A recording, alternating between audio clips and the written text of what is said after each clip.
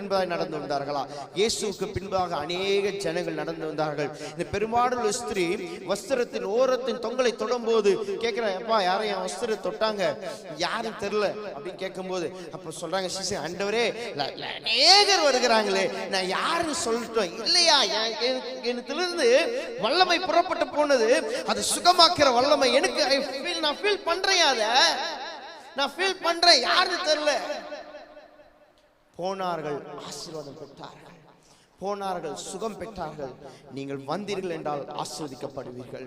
நீங்கள் சபைக்கு கூடி வருவீர்கள் என்றால் நிச்சயமாக ஆசீர்வதிக்கப்படுவீர்கள். இங்க ஆண்டவராகிய இயேசு கிறிஸ்து யோனாஸ்தானிலே குறித்து சாட்சி கொடுக்கிறதை வாசிமா.